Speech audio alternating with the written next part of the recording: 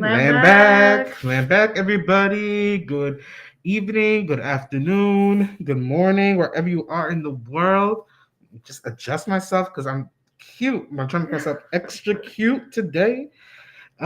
Yes, welcome to the Revolutionary Book Trap, everyone. This is the place for you to get political education on all anti-colonial revolutionaries, all anti-colonial movements in the history that teaches us everything we need to know in order to be more informed and better politically educated revolutionaries, right? That's right. Yes, we're excited to have you today. The Black Camera Party is excited for having you at this political education. My name is Chief Oju. I represent the nations of Africa in Boriquen, which is the indigenous name for Puerto Rico. I it come from the working class with some pretty good contradictions, and I use he/him pronouns. And I'm the chief of agitation and propaganda here at the Black Camera Party, informing you about the revolution and getting you politically educated about the revolution. And my lovely, lovely co-host is. I'm back, everybody. My name is Watakame. I represent the Coca and Wirarica people of colonized Mexico. I also come from the poor and working class, and I use they them pronouns, and I am the chief of staff for the Ministry of People's Affairs, which is where we work on the ground to overturn colonial contradictions. We've been, battling this Rona from the beginning, handing out masks, right, making that more efficient, as well as preparing people for natural events. That's like telling them exactly how they can prepare according to their resources. And also politicizing, right? That's our biggest thing. Political education is something we do in every single part of the party, to let people know why it is that they're going through what they're going through. Exactly. But yeah. I know that's the amazing thing about political education is that it puts everything that you already know about your life just into one place. It could be so scattered. Like, why do I gotta pay rent? Why am I so unhealthy? Why do my kids do so bad in school? Well, all those things that just seem like they're in a bunch of places. Political education takes it all and packs it together in this package that that provides you the solution to it, which is to be a revolutionary and to be in the revolution. And you find out all these things that seem so different all got one common solution. And like, yeah, that's like the powerful thing, and that's what this book does, partially in a way, right? It gives you some of those things and reasons for why your life is the way it is and connects it back to one thing: colonialism. Ooh, yeah, so land back. All okay. Welcome everybody up in the room. Land back, Nadia. Land back. I see Teray. I see SG Tiger sharing everywhere. Yes, should people be sharing this? Yes, absolutely. Like we just talked about, political education is such a powerful tool. And don't be stingy with it. Share it out into all of your platforms, all those DMs. Share it with your family, your friends, everywhere. Yes, for real. Share. Put it onto your tweets. Put it onto your Instagram DMs. All of it, because you don't want to deny someone some political education, right? Make sure that they're getting something out of it. Because who wants this book next? My mama wants this book next. Yeah, Yes. exactly. Yeah, she want this book so she can read it. Yeah, I remember I got her a book that had to do with the sugar plantations in her hometown in Boriquen, where she's from. And she read it and she's interested and she was like, oh yeah, let me read this one too now. I'm like, okay. We got copies. We got copies. So, but if you don't have a copy, you can go to our library at blackhammer.org/library and you can get a free PDF of the book. All right. Let's see who. Oh, welcome. Land back, MOD Charlotte. Land back. Ide, right. as always. Ide, hey, yes, salute. Chief Ide coming in from Nigeria this time, which is daylight savings time. So wait, they're not an hour ahead because we only do that stuff here in this godforsaken country. So we're actually closer to Chief Ide's time now. Land back, Virgil. Land back, Virgil. Land back. Okay. Oh, we got kissy faces. Mwah. That was extra. Nah, it's all good. We send you the logo. Yes, we sent you all the love. All right, but yes, land back, everyone. Make sure you get out your books and you get out everything for your read that backs. Okay, want to make sure you're dropping them read that backs in comments and you're sharing #shared when you shared it, so that we know that you is watching and sharing and getting this out to the people. Make it a friendly competition too. Drop the number of times you shared it. Yeah. Look, I'm just here, and I'm hosting the show, and I've shared it 10 times. Oof, oof. How? How? You don't know. Just go ahead. Go ahead and share, all right? And let us know how many times you shared it. Nani says shared. Yes, we have to make that a new thing. Actually, I want to see that shared in the comments. Just like period, shared. It's shared now. Okay. The emphasis. Yes, put the emphasis on it. Oh, Colibri got 30 plus groups. 30 plus groups already. Okay. Sounds like a winner to me. We'll see. We'll see. QC always coming in with the numbers. Yeah, QC be like, oh yeah, just casually like just 50 groups, just real quick. Mhm. All right. So what are we reading? We are reading Open Veins of Latin America by Eduardo Galeano. This is our last episode of this book, y'all. It is. It's our last episode. You're not gonna read through the part 3 because that's just like 7 years reflection time, and it's just Surprise, nothing changed. nothing changed. It's more about him than anything else. So, but we're ending it with the actual book. Nothing that not the epilogue thing. But yeah, no, like it was a lot of information in this section. A lot of like really specific details about money that might have been hard to read through. So if you were struggling, it's okay. We's colonized, and that bank talk could like. And they put it over our heads on purpose, so we don't go into the stock market and take back all the stuff that they play with for our lives. It's wild how the stock market really is just like literally a game room. Yeah, they're just just gambling. They're just gambling, betting on literal futures, like the future of like food that we eat, the future of things that keep us safe and warm. They bet on how much rain is gonna fall or how much snow is gonna fall. Like they bet on the weather. They bet on the weather too. It's ridiculous. Mm-mm. That started here in Chicago too. Yeah, see, all these colonizers literally just commodifying every single aspect of our lives and making it into a game. And so all this talk about banks in this chapter, maybe it was a little bit, what's going on here? We'll talk about it some more. Don't worry. But yes, before we start getting to talking about it, what you should do is donate. Oh, Landbacker Moxley, nice to see you. Yes, you should donate. Where should they donate to? What the company? Donate to the Cash App Black Hammer org to continue getting us those resources back, right? That we talked about, that this book has laid out in so much detail how the colonizers have taken that from us. And yeah, like building a revolution and building that dual contending power takes resources. And it's out there, and if you don't have something to donate, ask someone else. Like any little bit helps, right? Like provide someone the opportunity to fund their own liberation, right? Even if they're not participating actively in it, they can donate. Yeah, exactly. Maybe someone can't do everything, and that's okay, right? We want our people to do as much as they possibly can, right? And be as much of a leader as possibly can. But sometimes the way that people have is providing resources. That's their way, like, into making sure the work keeps going. And we love that because the revolution needs resources, like Watakame said. So make sure you donate to Black Hammer Org on Cash App. If you have your donation amount or pledge amount, just drop it in the comments. Encourage other people, get them riled up, and see how much people really do care about their work. All right, so drop it in the comments. But yes, in the meantime, though, we are going to go to our book trap trivia. So that means y'all better take out your books and make sure you get the answer to this question right. Because if you don't, then you definitely gotta donate. All right. So, what is our question today? Lamb's back. Question is, which one of these is not a free trade law put onto colonized nations? A, Latin American Free Trade Area. B, North American Free Trade Agreement. C, Central American Common Market. Or D, South American Capitalist Zone. Which one is it? All these sound like horrible European inventions. For real. Which one of these is not a real European invention, y'all? Let us know in the comments. It really does sound so fake. Like it does. It's also made up. It's like when you're playing with your cousins, and you make up like like cities. My little cousin, he made this game up called Run Around Crazy. that he was.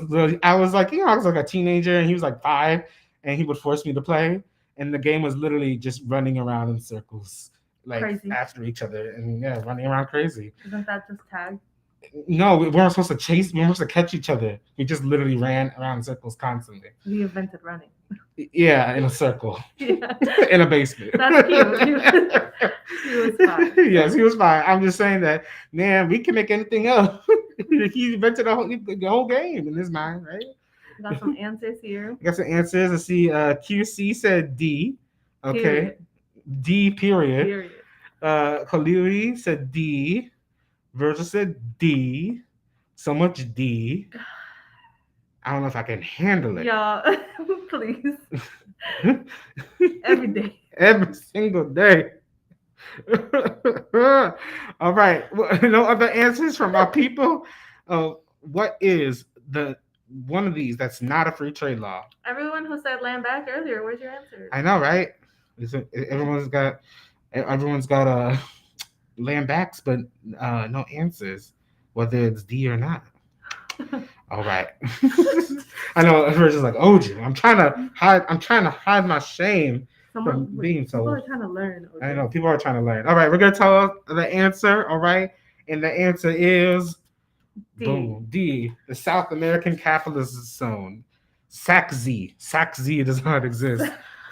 But it's just because Galeano talks about all the abbreviated places like IBM and all these abbreviated market stealings and things like that. Mm-hmm. And LAFTA is real, NAFTA is real, and Central American Common Market, CACM is real.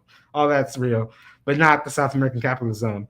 But they still exploit it. That land is still exploited. They just don't have laws about it. They just don't have that kind of law about it.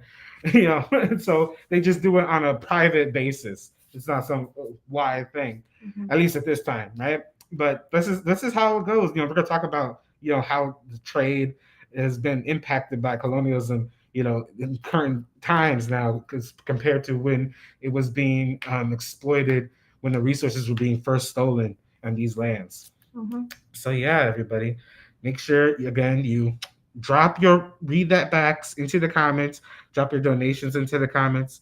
But we's gonna get this started. So pull out your books and get ready for read that back. All right. So our first read that back is from who? It's from you. And what page is it on for the people? It is on page 231. 231.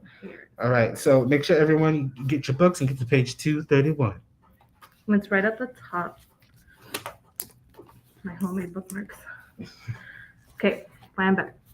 But the most pernicious conditions rarely appear in the published text of contracts and commitments, and are hidden in secret codicils. The Uruguayan parliament never knew that in March 1968, the government had agreed to limit rice exports in that year so that the country could receive flour, corn, sorghum under the U.S. agricultural surplus law. Numerous daggers glint beneath the cloak of aid to poor countries. Teodoro Moscoso, sounds like Moscoso, who was the chairman of the Alliance for Progress, confessed, quote, it may happen that the United States needs the vote of a particular country in the UN or the OAS, and it is possible that the government of that country, following the sacred tradition of Cold War diplomacy, may ask a price in exchange, end quote. In 1962, the Haitian delegate to the OAS Punta del Este conference changed his vote in return for a new airport, and thus the United States got its majority in its attempt to expel Cuba. Ex-director Miguel Idigoras Fuentes of Guatemala said he had to threaten the U.S. With withholding his country's vote at Alliance for Progress conference to make the United States keep its promise to buy more Guatemalan sugar. Land back. Yeah, I chose this PE because for me it seemed like the most simplified explanation of like the section before it, right? Which is where they were basically explaining how these deals happen, right? Like how all of these contracts are signed and stuff like that. And it's really just shady. It really is that. Like people make promises to each other. They make IOUs, right? And it's these like mostly like business people who know that they have like their word influences what the government does. Yes, exactly. Right? These companies, they draft laws for the government based off of what's going to bring money into the country, right? Um, and like before this, I was talking about loans and stuff like that, or maybe that's a little bit after. Um, but yeah, it's just shady and how like these private industry people have the power to say how a country moves. Yes. In this way of like, I'm gonna vote this way because I might need something from you later. Like it's not in the interest of even their own people. Nope. Right? It's not in the interest of anything but themselves, their industry, and what's gonna make them the most money. Right? Not even really in like what's gonna bring the country money. They're worried about their individual businesses. Exactly. But in a capitalist state like the U.S., that is what matters, right? That's what keeps the wheels turning. And like how it says, like most of this happens on the low, where even the like government's parliament doesn't know what's going on until like the very last second, or until stuff comes to light later. Yeah, and it just goes to show again, like who holds the real power, right? And like how all of these like government officials are nothing but puppets for these bigger companies who actually make. They're the puppet masters of government officials. So yeah, these neo-colonial puppets that line their pockets first before the people get anything in their pockets. They were like in this section of the whole book we read. Galliano was talking about how in 1961 the minimum wage in the U.S. was like $2, which is also wild. And then, but in other countries in Pachamama, like I think it was Guatemala, that was as low as 17 cents a day, right? And it's just you see how. I mean, you see how much they're going to line their pockets before the people's pockets get lined up. And, it's so true, like how these, companies control everything. The lobbyists, like they make all these laws about lobbying because they recognize, because you can only hide so much that companies influence the government. And so they're like, okay, well, we're going to make laws so it doesn't look like people are doing that. So we're going to say it's illegal for you to, bring up this company while doing this duty, like making a law or something like that. So, it happens all the time. And like, for instance, like all these politicians, typically, how is like the salary? The salary of the U.S. president is $400,000 a year. Now you know that if it was just making $400,000 a year, they would not have all the things that they have, right? Same thing with like Congress people, like they make what 100-something K like a year, like. But they live in like. But they have multiple houses and like all these things. Even in Chicago, like aldermen make 100,000 something, like 100-something thousand. But it's like, okay, where did they get the rest of this money that they get? It's because these companies pay them to do stuff in the government, right? We're so like that's where they get that money. You like if you're in your city and you're like, how does this politician got so much money? It's because they get paid by companies to do stuff for them. That's the stocks, That's favors. Yeah, favors. And like, oh, I just invest in the companies. Like, yeah, that's to cover up you like working for them, basically, right? And so we have to recognize that they're always stealing. What are these colonizers and the sellouts? They're always stealing from us, constantly, and they're doing it through like lies and deceit, 24/7, and we know that none of those resources come back to the people whatsoever. And so we have to end that system, but like create one where all the resources end up back with us, the poor working class colonized people, because that's what they're making money off of in the end, no matter what that money is, from $1 to 2 million. They're making off of our resources. Yeah, that's right. Yeah, no. And like I think too, like with like what makes this good too is like talking about like what the aid is, and I think that's good because Virgil's read that back, like really connects that right here. So I have that exact thing highlighted. Yeah, I might have had it too. Let me check. No, I didn't. All right, but I remember it. So I'm gonna put that up. Can you read that back? Yes, it's on page 232. Aid gave birth to a parasitic commercial bourgeoisie, inflated the bureaucracy, built large edifices and modern auto highways, and other white elephants in the countries that competes with Haiti for the highest rate of infant mortality in Latin America. The credits from the United States and its international organs denied Bolivia the right to accept Soviet, Czech, and Polish offers to create a petrochemical industry, extract and smelt zinc, lead, and iron, and install smelters for tin and Antimony. I whatever. learned that 2 years ago. At the same time, Bolivia was obliged to import products exclusively from the United States. Land back.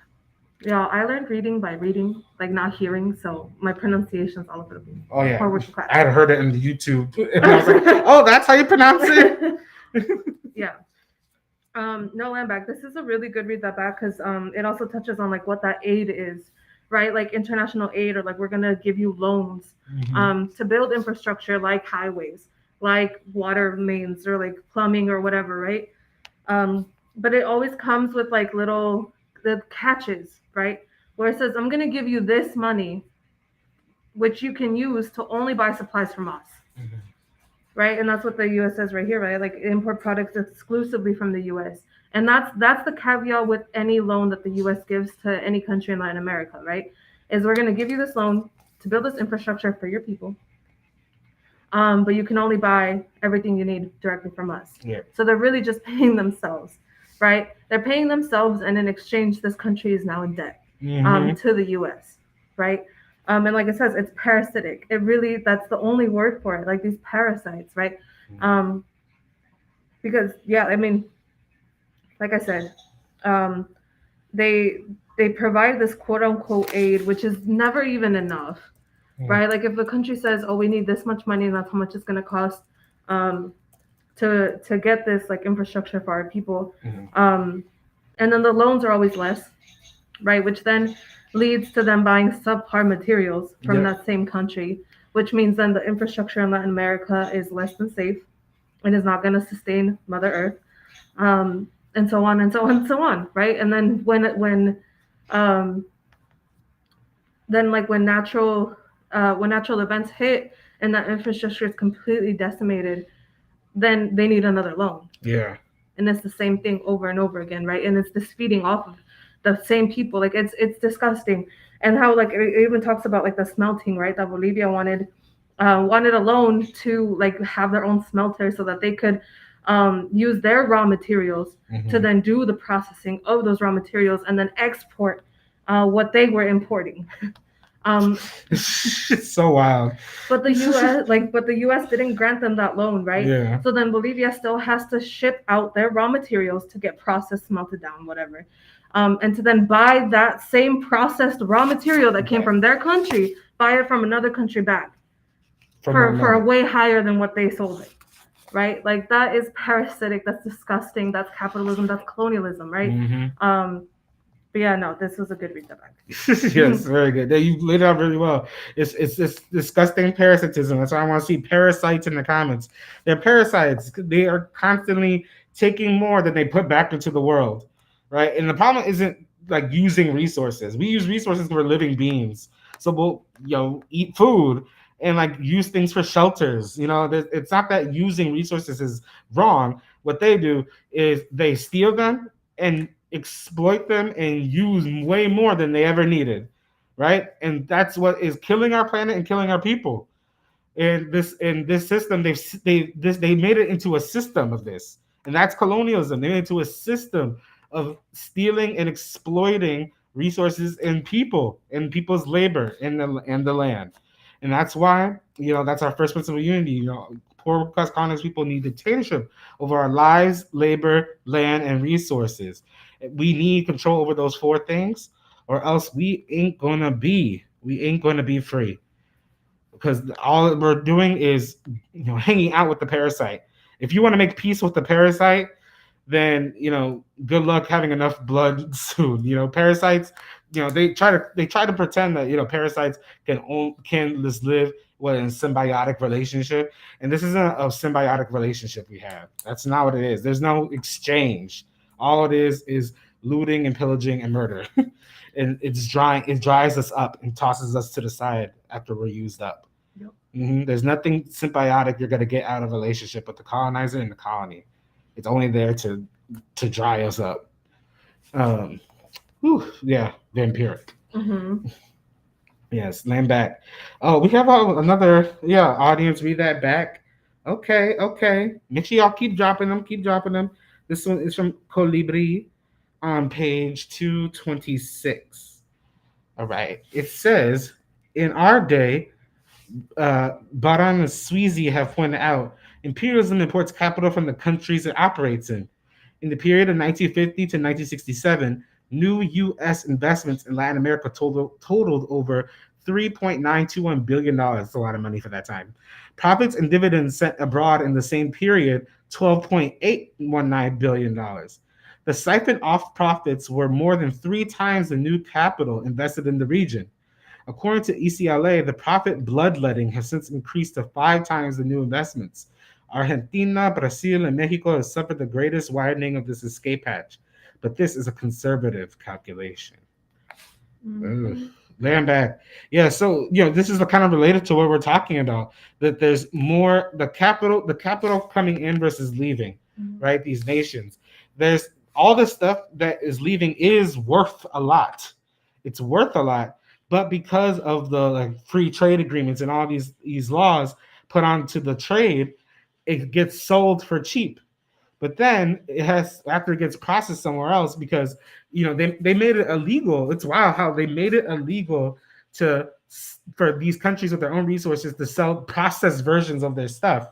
Right? They're like, oh yeah, no, you can only sell the raw stuff, and you can buy it back processed because the processing happens in this other place.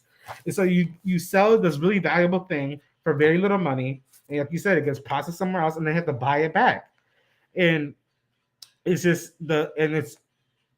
it just shows how the United Snakes understands this. They understood exactly what they set up, so you can see how their investments are just increasing and increasing and increasing to billions of dollars, and this is in the late '60s.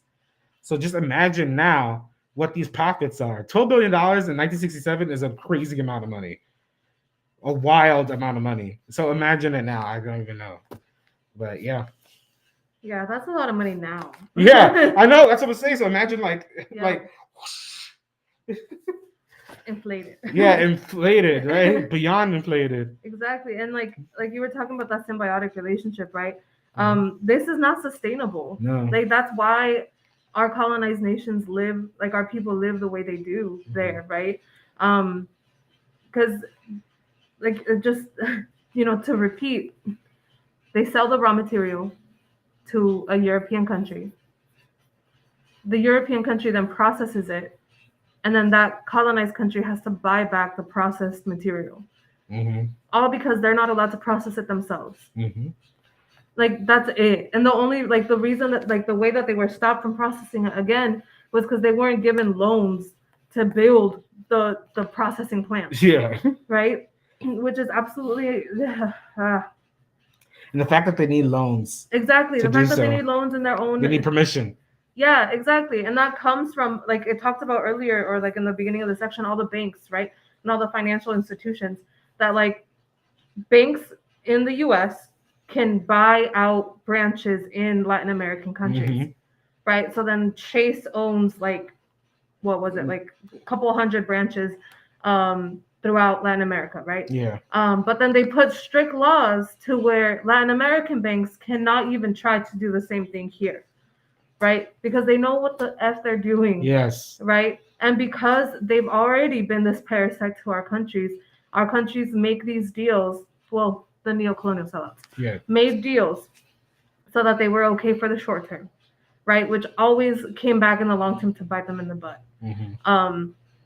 And like, yeah, it's that disgusting thing of like, so, and it's all like it's just so many things, right? Because like even though like America's making so much money, right? Because we talked about like how our people live in our colonized nations, but even here, right? It's not even that they're making money for the country; they're making money for those top elite executives, right? Because our people live similar, if not exactly the same here, right?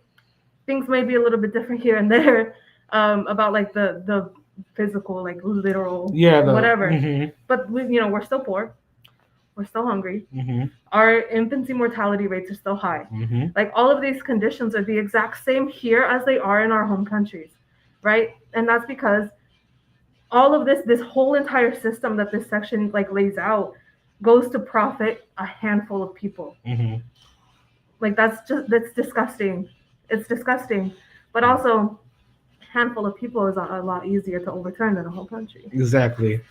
And this isn't about being anti-capitalist. This is about being anti-colonial. Colonial. Anti-colonial, because the resources to even get this capital moving have to come from a physical place, Mm-hmm. and they come from lands that do not belong to Europeans. And in order for them to even do it, they had to colonize these lands. So this is an anti-colonial issue, not an anti-capitalism issue. So don't be like, oh yeah, like free the working class only. It's like, no, there's no general working class. There's poor working class colonized people, the true proletariat, true poor and working class. Um, and yeah, Virgil, it is economic warfare, and it is slavery via contract. That's what the system we're under now. It's not like, oh, work because you want to, work because you have to, and Yep. they pretend it's choice, but Yep. it's because we know we see how it keeps us alive. But what can still keep you alive is revolutionary organization. You don't necessarily need to work for the colony to survive. That's something they teach you. What you can do is organize for your own survival with your people and overturn the system that tells you that that's the case, Mm-hmm. right? That's right. So and it's something that political education teaches you, and it's something that life teaches you. How many of our people survive without being connected to the colony, without those are our most, like, the people on the streets that know most how to survive without being chained to the colony, because the colony done reject them so many times, and they have no choice, uh, and that's what our organization does. What our party does is organize the people who know most well about how to work outside the colony. That's right. Mm. Then back. I'm trying to figure out those emojis. Oh, ward the flea, like a flea. I think that's what I see. Parasite, or is it parasite? I think so. Mosquitoes. It's fleas. It's fleas, but it's blood. So mosquitoes drink blood. So do fleas. Oh, that's true. Europe done had a whole plague because of fleas. Nasty hoes. All right. Lay it back. All right, we're gonna go to our next read that back, y'all. This one I believe is on page 234, and it is mine. All right. So it goes, in the first days of the Cuban Revolution. There we go. In the first days of the Cuban Revolution, Fidel Castro took the problem of rebuilding foreign currency reserves drained by the Batista dictatorship to the World Bank and the IMF. They replied that he must first accept a stabilization program, which implied, as it did everywhere else, the dismantling of the state and a freeze on structural reform. The World Bank and the IMF function in close harmony and for common ends. They were born together at Bretton Woods. The United States has 1/4 of the votes in the World Bank. The 22 countries of Latin America have less than 1/10. The World Bank responds to the United States like thunder to lightning. As the bank explains it, most of the loans are for building roads and other communications links and for developing sources of electrical energy, an essential condition for the growth of private enterprise. In effect, these infrastructure projects facilitate the movement of raw materials to ports and world markets and the progress of already denationalized industry in the poor countries. The World Bank believes that to the greatest extent practicable, competitive industry should be left to private enterprise. This is not to say that the bank has an absolute bar against loans to government-owned industries, but it will undertake such financing only in cases where private capital is not available. And if it is satisfied after thorough examination that the government's participation will be compatible with efficient operation, it will not have an unduly deterrent effect upon the expansion of private initiative and enterprise.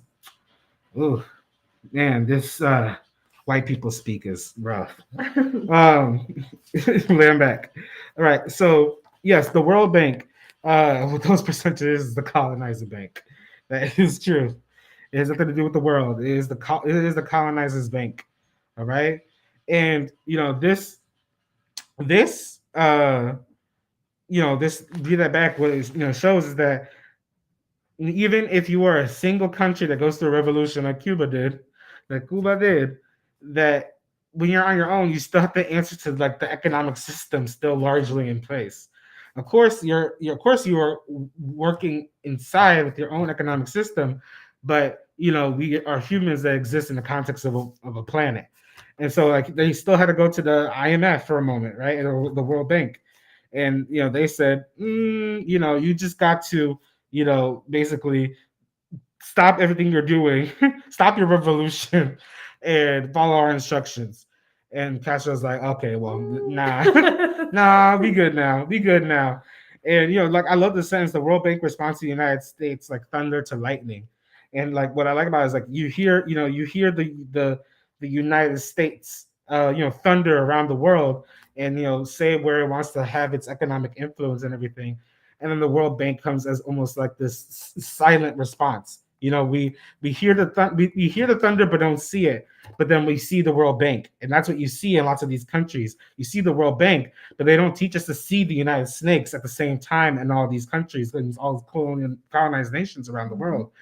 And the World Bank is headquartered here, I believe, right, or Switzerland. I don't know, but it doesn't matter. The U.S. has how many votes? A fourth of the votes, and this is in the 70s. I don't even know what it is now. And so it is an instrument, of the United States. And so wherever the World Bank is, we should see the United States, and therefore we should always see colonialism wherever the World Bank is. Mm-hmm. And so, and the World Bank clearly doesn't answer to any of the needs of the colonized people, right? It says, if whatever you're asking for loans for, whatever industry you're trying to put up, if it stops the expansion of like more private initiatives and enterprises, then no. But it's funny because that's all they do, right? Mm-hmm. All they do is try to minimize private, free market stuff. They'll say free market, but it's a handful of companies controlling, like you said, like this a bank will buy out all the other mini banks. A gas company will buy out all the other gas companies, right?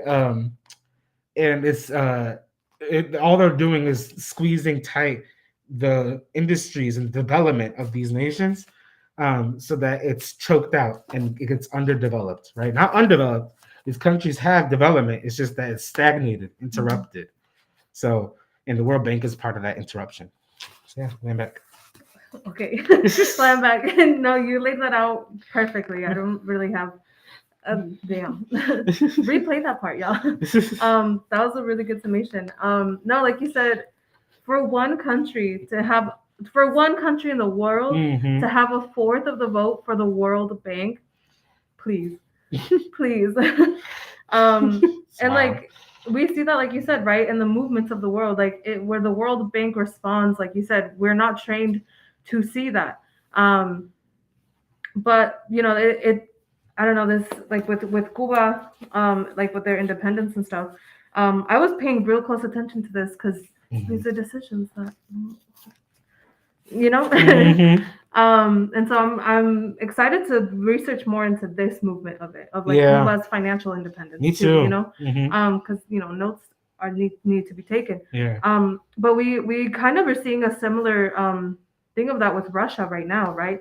With all of these sanctions and how the world scene or whatever is trying to like choke them out right now, right? Mm-hmm. Like to cut them off financially. Mm-hmm. And Russia's like, okay, bet. Okay, bet. We'll ban Instagram. Yeah. Yeah. And like what it's pushing, like it did for Cuba, it's pushing Russia to that total financial independence. Yeah. Right. It's making them stronger because they have that internal unity mm-hmm. and that internal like fundamental just unity mm-hmm. To move forward in a specific way. And that is what's gonna bring them their victory, right? Mm-hmm. And so, let's go Russia. Yes. Hashtag I stand with Russia in the comments. I stand with Russia, biatch. So yeah, like it just, again, that history repeats itself, right? Mm-hmm. It might look a little bit differently because obviously Cuba wasn't anyway. But the tactics that these colonizing countries use are the same. Yeah. Right? Mm-hmm. They choke you out. They try to cut off your resources. But the thing is, when that country has most of the resources, what are you gonna do? Yeah. because it's like, okay, you're like closing off the borders, right? But they already have what they need. Mhm. So this, they, Yeah.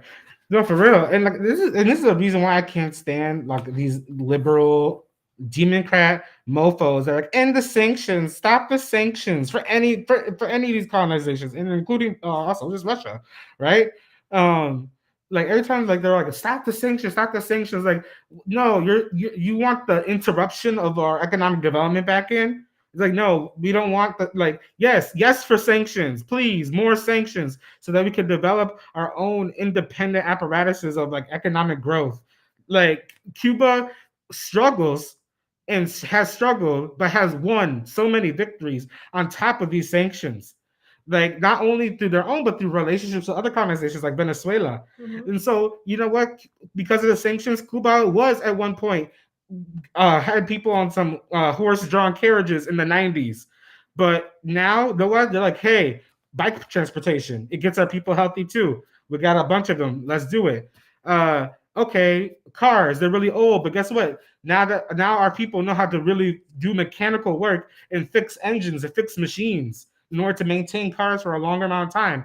What other tell me how many cars in the 1950s you see running perfectly around here? None, because we here people are tossing out cars like they're candy. You exactly know, like because that. they don't take care of them. That interrupted development that happened with colonialism is being overturned in Yes. Cuba, right? And we're gonna start seeing that in Venezuela right now too, right? Like, Mhm. and we have been for the last couple of years. And we're gonna see it in Bolivia. We're gonna see it in Peru. We're gonna see it in Uruguay.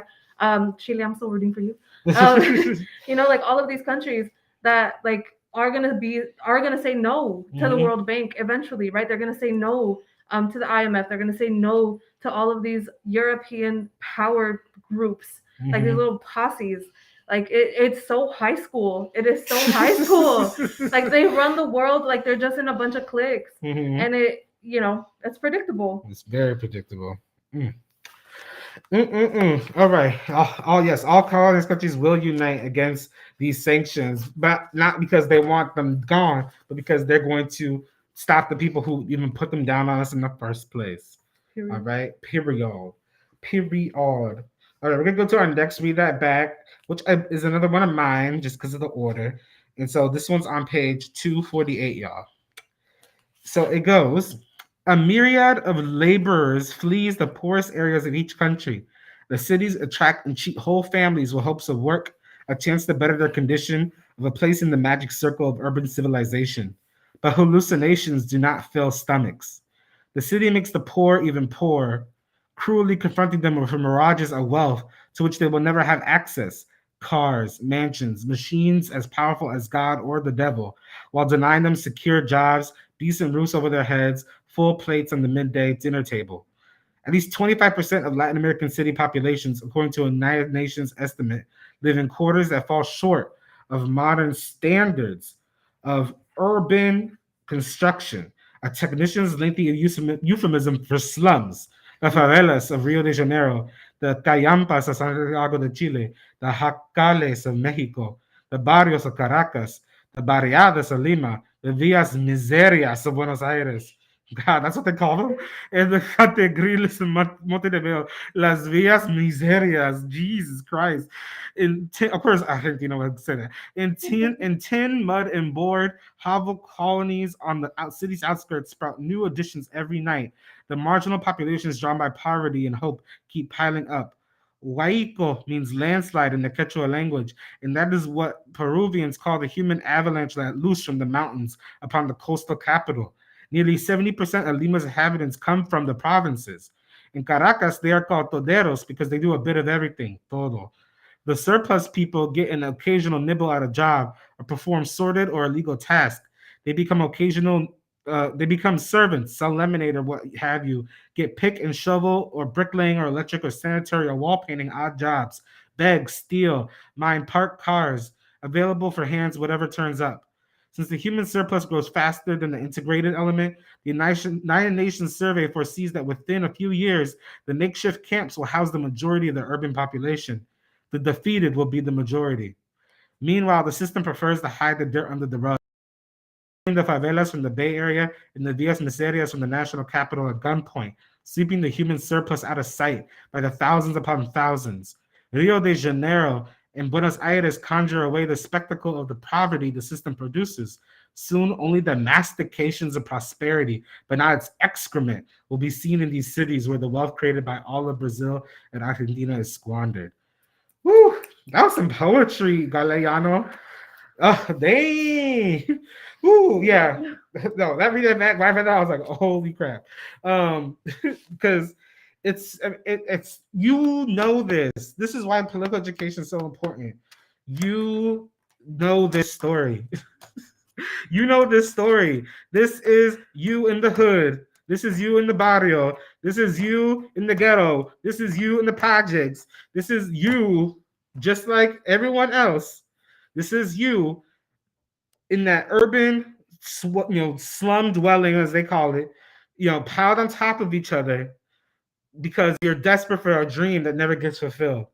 And hallucinations, again, like he says, don't fill stomachs. And we come like my, if your family's from a city, or just a city, just an urban area, because cities are just like concentrated urban areas. They came with that dream. Like my dad's side came from the southern states, like Kentucky and Mississippi during the Great Migration in the 20s and 30s, thinking, yeah, it's better up north, like better than sharecropping, right? Better than sharecropping for cotton in Mississippi. And then my mom's family came from Borican, like, yeah, better than cutting sugar cane, right? And then ending up in the hoods of Chicago, hungry with more people, more kids, more people, And it's like, and none of the situation changes. There's a meme that shows like a picture of the hood under, Obama and then Trump and then Biden. It's all the same. If the hood looked the same to you now than it did before, it's because the only thing that's changed is time. It's just a new year, but the contradiction is the same. Colonialism is still the same. And if you are tired of trying to, fill your stomachs with dreams and hallucinations, then you need to organize for something real to put in your stomach. And that's what we do at the Black Hammer Party. We organize for that. And our dream is liberation, but we know it's a materiality because we're dialectical materialists. We see the steps that can be taken to achieve a real material thing. And so it's not a dream necessarily, right? It's a dream in the sense that we imagine every day what it could look like and what it will look like, but it's not a dream in the sense that we know that our work will lead to that. Material goal. It's a material goal. There you go. It's a material goal. And our goals can't be to cut the barrio, climb out of the ghetto, and be that Kanye, be that Beyonce. That those aspirations don't fill your stomachs either. Again, those are still dreams that don't fill your stomachs. And when you become that, and if you become that, becoming a Beyonce means more people get empty stomachs. Mm-hmm. Beyonce makes more empty stomachs every single day through Ivy Park line because they ain't getting paid crap. Those at the sweatshops. To be clear. To be clear. So you don't want to be that. What you want to be is a revolutionary. It's the only solution. So yeah, land back. Yeah. This was a piece for sure. No, I unite with everything you said. I think the part that there are similarities, right? This is Latin America, and our people still live like that today, right? Yeah. Like my family in Mexico, like our houses are made out of clay, and when a new baby is born, they line all the walls with hard plastic so that it catches the lizards and the scorpions and all the bugs and shit that come through the walls. Not scorpions. Yeah. I actually got stung by one when I was like 1. What? In Mexico. Yeah, it's a whole thing. But right, like our people live like this today. Mm-hmm. My grandma's house is still like that. Mm-hmm. Her little she makes like jugos or whatever. Her little shop is made out of clay with that tin roof, right? Like our people live like that today, and it's not that much different than the 10 cities here, right? But the part that really reminds me of Chicago is the cleaning out part. Yes. Right, where they at gunpoint are pushing them out, right? Because here in Chicago, downtown, where there used to be giant tent cities, it's all cleared out. Like they've completely broken up the homeless community. Well, not completely. They try. But where there used to be centralized like tent cities like Skid Row, right? They've broken them up, and so as revolutionaries, and because those are our people, we've been going around serving them, like hopping all through all through Chicago to find our people, right, and find our revolutionaries and find our leadership. um but yeah, that clearing out part, right? And that reminds me a lot too of like when I lived in Utah, because they have those off street cleanings, right? Yeah. But they will literally bulldoze the tents, right? And that's not new. That's not like unique to Utah. Every single city does it, right? To the point where they don't care if there's people there. Yeah. Right? Like there's been news and news and news after news in Utah of like these like city officials bulldozing tent cities with people and killing them, and like nothing happens. Nothing happens because they think that our people are not cared for, right? And that they're gonna find out real soon. That's not the case, right? Because they create this, right? They created poverty. They created like this reality for our people, right? And like that dream, like you said, it pushes our people to want to be the new Beyonce. Yeah. It pushes our people, right? Because they just don't want to be poor anymore. Yeah. And as a revolutionaries, and what the party does is to show them the right way, right? Like revolution is the only solution, right? We say that all the time. And it's that third option that no one talks about, right? Because they try so hard to shadow ban us from getting to our people, right? But they can't shadow ban us on the street. No. As much as they try. Which we've been seeing in Atlanta. Yep.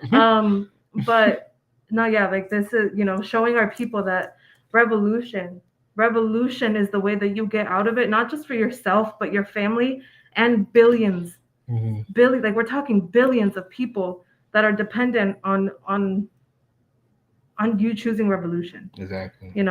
And like that's what matters. Yeah, unite with that, and the clearing out. Of course, these all these slums get cleared out, but the people have to move somewhere, right? And so, where are people moving? We're getting pushed further into the outskirts of our cities, to the point where we'll be in a ring of slums, around these capitalist centers. Around the slum, it'll be a ring of slums around Chicago, a ring of slums around LA, a ring of slums around New York. There's literally no poor people. Almost right now, no, right now there still is, but it's about to be zero poor people in Manhattan, which is wow, because Manhattan is the home of Harlem and Washington Heights and El Barrio. Like they're pushing us so out so far into the edges. You know what's already like that? DC. DC is like that. Paris is like that. Yeah. Right. Even that's in Europe. Like like if you are a poor colonized person, you live in the outskirts. Like, and you come into the city to work and serve the white people, and then you go back to the edge. And it's been happening. We're in the process of that, and we can't let that process complete itself. Like that means that they have built essentially a wall around all the stolen resources. And we can't let them do that. We can't. So you have to join the revolution. But even then, you know what that means? Yep. You close in. Yes, you close in. Look at that. That's the thing. They always create their worst nightmares. The enemy. It's historical. It's historical materials, and they create revolutionaries, and they literally create a wall that surrounds them. So. Yes, so join the revolution at blackhammer.org/join, all right? Because you want to be on the right side of history. Did y'all hear that evil laugh? Just making sure. I love plotting. All right, so, so yes, okay, we're gonna go to our next read that back. So I think it's yours, right? Yeah. Okay. Yeah, we'll do your two next, all right, for the sake of time. Okay. Oh yeah. Okay. So what page is talking? Page 252. 252, yeah. All right. So turn to page 252 in your PDF or in your real book. The PDF is a real book. Yes. Okay, page 252. right at the top. Some innocents still believe that all countries end at their frontiers. They say that the United States has little or nothing to do with Latin American integration, for the simple reason that the United States is not a member of the Latin American Free Trade Area, LAFTA, or the Central American Common Market. Integration, they say, oh, they say, is as the liberator Simon Bolivar wanted it. It goes no further than the border separating Mexico from its powerful northern neighbor.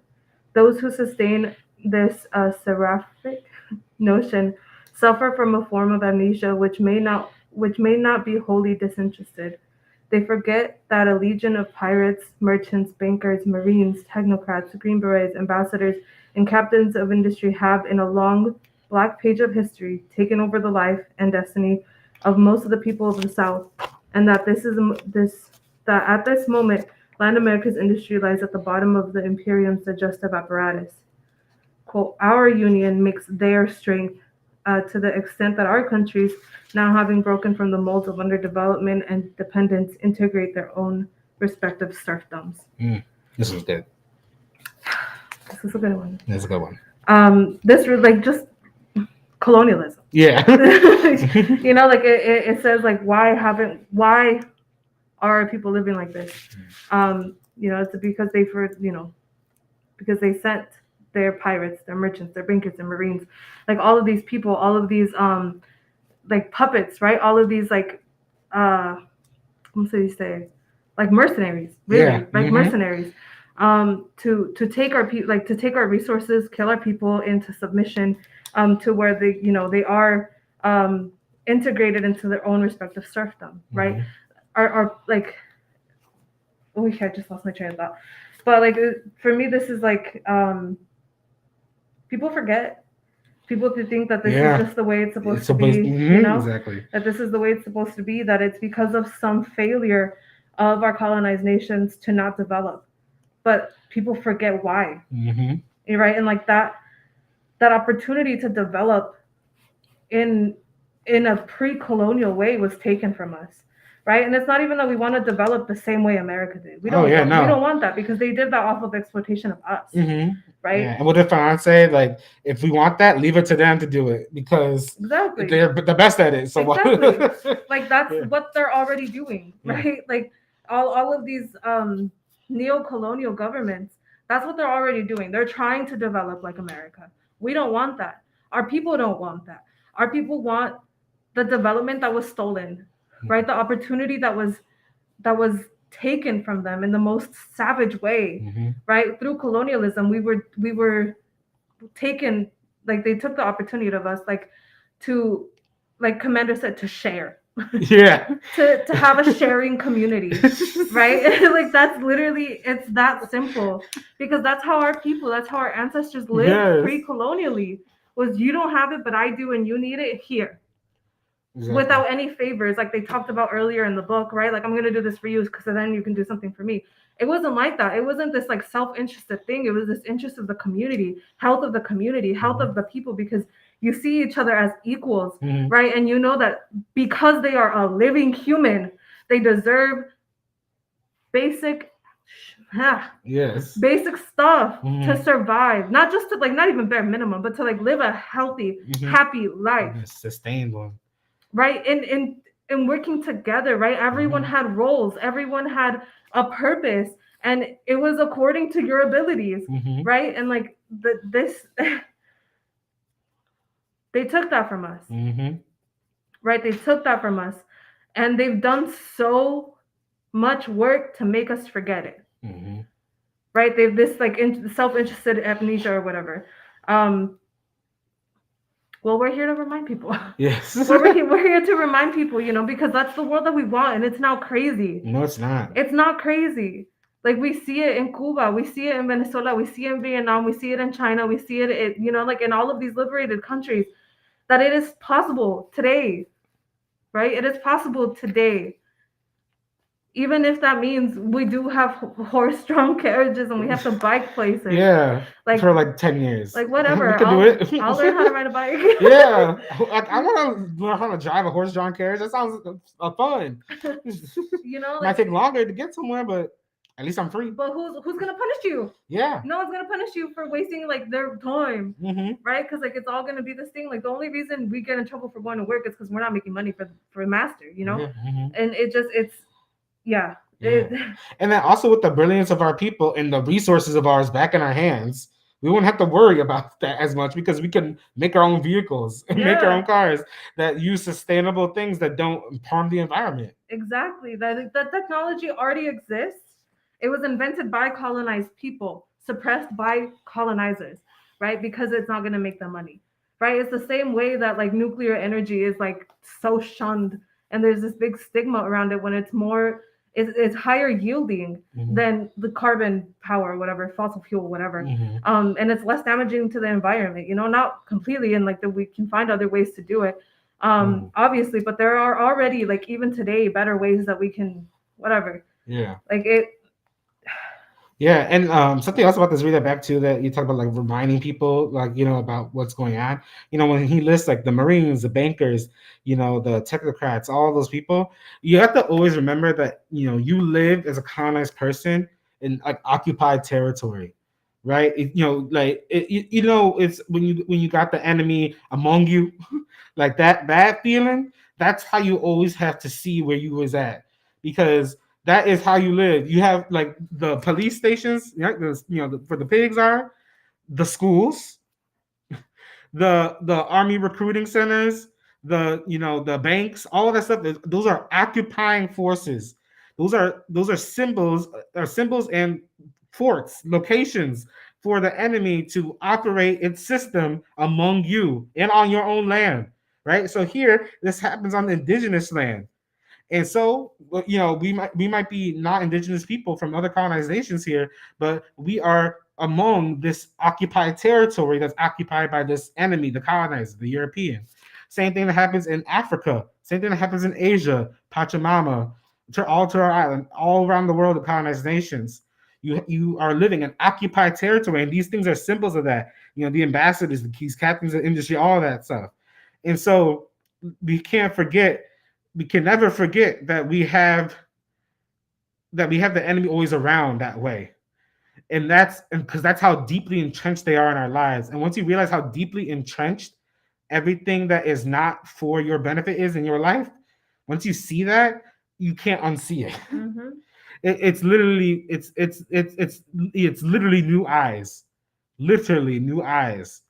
that show you a way forward out of it. It doesn't necessarily show you every single solution. We're gonna have to learn some things to get out of it, but it shows you a path forward. And like, who better to teach us the way forward than the people that sees, that lives all of the nastiest details? Exactly, right? that see it most bluntly. Exactly. Who better? Nobody. City Builder B says they interfere, interrupt, and lay waste to our lands and peoples and then pretend they haven't done a thing.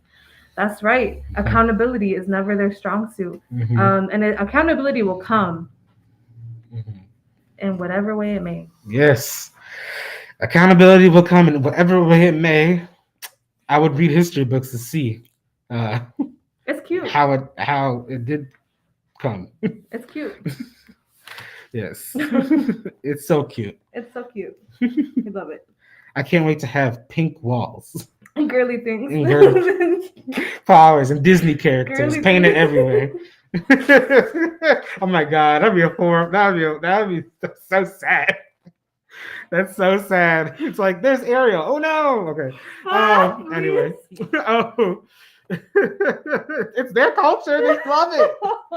It's their culture. Anyways, let's go to our last read that back, which is the very last paragraph of this whole section, I believe. So, on page 261. Poor Ariel. Poor Ariel. Yes, page 261, the very last. The whole new meaning to Under the Sea. All right. All right. Last paragraph. Damn. Okay, I need a second. Gotta be serious for this one. Line back. In the present process of integration, we neither re-encounter our origins nor come nearer to our goals. Bolivar prophesied shrewdly that the United States seemed fated by Providence to plague America with woes in the name of liberty. General Motors or IBM will not step graciously into our shoes and raise the old banners of unity and emancipation which fell in battle. Nor can heroes betrayed yesterday be redeemed by the traitors of today. It is a big load of rottenness that has to be sent to the bottom of the sea on the march to Latin America's reconstruction. The task lies in the hands of the dispossessed, the humiliated, the accursed. The Latin American cause is above all a social cause. The rebirth of Latin America must start with the overthrow of its masters, country by country. We are entering times of rebellion and change. There are those who believe that destiny rests on the knees of the gods, but the truth is that it confronts the conscience of man with a burning challenge. Mm. I almost wish I could read that last paragraph in Spanish. I feel like that last sentence probably. I wonder the burning challenge. You'll probably find it. Yeah, we'll find it. I mean, it's too late. It's too late. Yes. Go ahead. Land back. I mean, obviously, the poet comes out again. Yeah, for real. That's all I want to hear in Spanish. The poet comes out again. I'm gonna just reread one part. Mm-hmm. Where is it? Where is it? Oh God. The country by country one. Oh yeah, the Latin American cause is above all. Oh, the Latin American cause is above all a social cause. The rebirth of Latin America must start with the overthrow of its masters, country by country. And that's not just for Latin America, right? Because lo and behold, the masters are the same worldwide. It doesn't matter what colonized country you are from, right? Like we say all the time, it's the same boot. It is the same boot on all of our necks, which is why colonized unity is the way out, right? Because we all have that same enemy and that same interest in overthrowing that enemy to free our people, right? And we know that numbers count. Numbers count. The number of soldiers you have, that matters. The number of locations, right? Your bases, that matters, right? So colonized unity, not only is it this like, I feel like when liberals say unity, it's like this like cutesy, you know, whatever. But it's really like just common sense, you know, and it's this vested interest in each other's liberty, because without your liberty, I can't be free, right? It's that simple. It's that simple. Without the world being free, I can't be free, right? As long as those colonial powers exist, no one can be free. And as long as those colonized power or those colonizing powers exist, your freedom is at risk. Yeah. Right? Even if individual countries are free, as long as those powers are still in power, it is threatened. It is threatened. Right? That's why, like, when the time comes, I have full faith that liberated countries will all stand together. Yes. Right? Liberated countries, the ones that have already won their first battle. Right? Because the battle isn't over until the colonizing agents are completely gone. Right? So they've won their first battle, and we will meet them for the second. Exactly. Right? We will be there for the second. Right? To completely dismantle, to completely like obliterate, to get that complete satisfaction that Mao talked about. Right? Because that's the only way that we will permanently be free. Yes. Right? Because when that happens, we won't have to worry about the World Bank. I'm gonna tell you right now, when we're liberating our lands, I'm not World Bank who? I never met you. You know, like IMF. Huh? Like, did you take antibiotics? Like, you know, like who? I don't know you. like that's the liberty that I want. To where I don't even have to try to pretend to learn what the World Bank is, because it's not going to be there when I'm rebuilding my nation, right? Or when we're building our nations, like as a whole. Like, that's not going to matter. No. That's the liberty that counts. That's the liberty. That's our material goal, and we will get it. Like, I promise you, like, we will get it. That's it. Go on. I mean, I just swear words, you know. Yeah. You know, and like and it's not just it's neo-colonials too. Mm-hmm. We, you know, Yeah. y'all are not quiet about who you are, is all I'm saying. Yeah. They can't because that's closed mouths don't get fed, you know. So they have to be loud in order for NASA to pick them out and choose them. Yeah, starve Instead, someone else so you get it. yeah, exactly. Feed me, you know, like that's how they is. And like, yeah, no, it's going to be, you know, it's going to be us who does it. It's going to be the Black Hammer Party. We are that vanguard party because we understand the material conditions of our people the best. And it's our theory that everyone keeps repeating, everyone sees because it's the truth. You know, no, I'm not even say it, but yeah, other organizations, other revolutionary parties in the past, that's how they demonstrated their willingness and their ability to serve the people is by how well they understood the material conditions of their people. Because only by understanding the material reality of your people can you actually serve them correctly and actually experiment correctly to provide, you know, the answers to the material, you know, colonial contradictions that they're facing. And so that's us. That is us. And you know it. You've been know it. That's why you And mad. that's why you mad. And it don't matter how it look like, it don't matter how it sound like, because it look like it sound like the poor working class. And you gotta deal with it. Deal with it. Deal with it, bitch. All right, let me calm down. Okay. And then Yeah, deal with it. God, I want to cuss. It's because you know why? That's why I stopped you. I know. Because yeah, it's going to be Black Hammer, no matter what. And so you know that's the only way we're going to overturn these clone contradictions. Join Black Hammer at blackhammer.org/join. That is going to be your way into doing the work that is necessary to push out our enemies once and for all. You just gotta be willing to struggle. Yes. Like struggle, because we all come with colonial contradictions, right? Mhm. Either in the way we think, in the way we act, or whatever. You just have to be willing to throw it all away. Yeah. Throw it all away. If you really want to liberate the people, Mm-hmm. right? Worldwide. Dump it. That was a little too much. Wrong word. But dump it. Dump it. Oh, Hashtag dump it. Hashtag dump it. Hashtag dump it. And then it being the colonial BS that we all get entrenched in our minds from birth. You know. Uh yes, no, but for real, that is how we are going to, overturn all this. And Galeano, what I'm thankful for Galeano, of course, like there's the contradictions of him being very academic and him being very like it's very academic, right? And so at the end, you finish the book and there's not like a solution. It's just that life's hard, ending. No what? No, lots of movies are like that. For instance, like the Queen and Slim. That's like that. Like life's hard, deal with it.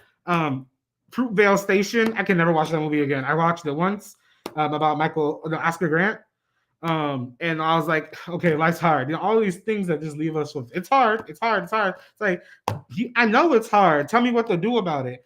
And but I'm grateful that Galeano gives us a good amount of historical information for us to understand better our material conditions. Mhm. At least that, right? Because the more you understand your material reality, the better you are going to be able at responding to it. And so, that's one thing I'm really grateful for this book, and I did enjoy. What's something you enjoy from the book? I mean, yeah, like the historical context. Yeah. I mean, I learned a lot about Mexico's colonial history, right? Like Mm-hmm. I grew up on that. I had history books in Spanish, like whatever. Oh. So like that part, but learning about all the other countries in Abya Yala, Yeah. And how connected they were to Mexico's history, True. right? Because like we're literally neighbors, right? And I learned little to nothing. I think I knew the most about Peru, because I did a report on it on the third grade. But like seeing how it's literally the same, Yeah. right? The historical context, and like you said, that gives us a basis, right? That gives us a starting point. And yeah, at the end, like there's still not that like answer other than like take it down, which is something that our people have come to that conclusion like a long time ago. Yep. And like as the vanguard, that's where we come in, is on the how, No. right? but yeah, no, I enjoy also the poetry of this book. Yeah. Like it, reading Sure. like it's still a history book. Hmm. But it's one you can. It doesn't get boring. Yeah. Well, some of that money stuff got boring Yeah. for me. Some of the bank stuff is like, oh And damn. then there's also parts where you can tell it's like he's just an academic. Yeah. Like he's just an academic. But again, those are the criticisms that you have. But you when you read it in an anti-colonial way, again, that has to Makes a be my difference. favorite part. Yeah. Is reading it in this context because Yeah. I had read this before I joined the party, before I joined the org and stuff. And it was just like, okay, cool, facts. But this like this reading it after being in the party for a while. Um, it just completely Yes. different perspective. Completely different. It was more. It was not like, oh cool, that's what happened. Mhm. It was that's what happened. Here's what's happening, and here's what we have to do. Exactly. Right, and it's that way of thinking that I learned it being in the party, especially like the last couple months. But yeah, that has to be my favorite part was reading it with that anti-colonial lens. Yes, exactly. That's like the big difference between having a book and having political education, right? A book, you are literally just reading for processing information, but political education gives you context to your work. And so, if you read something that has lots of information and you literally end it and have nothing to do that with it, is because you don't do work. You need to do work in order for this to have any value. This has no value to you if you're not in a revolutionary organization. None of it does. There's literally no value. What, for your 10-page thesis or whatever? Like read Twilight. Yeah, read Twilight. Might as well read Twilight. This doesn't do unless you are supporting or in the revolutionary organization and party. And that's what makes it political education. And so we are making this political education for our people by reading this in an anti-colonial way because we're putting the context of our anti-colonial revolutionary work. Okay, International Chief Agitation Propaganda. Right? And so that's how we read up in the Black Hammer Party. And so, yeah. Yes. Oh, I'm ready. Okay. Let me calm down. Let me calm down. I be having emotions. I be having so many emotions. For real. For real. It gets wild up in here. I'm just one of them emotional Scorpio gays. All right. So, y'all, our announcements. So, we have the Revolutionary Church every Sunday on Facebook Live on our Black Hammer page, as well as youtube.com, Black Hammer TV, which is where you might be watching this right now. Okay. So, make sure you will tune in every single week to see our Atlanta Hammers recruiting and serving the people, and making sure that we're bringing the true leaders into the revolution. No matter the weather. No matter the weather, rain, sleet, or snow, we are here for the people. Hey. Okay. Y'all can't see my ass twerking, but it's okay. In circles. It's in circles doing the washing machine.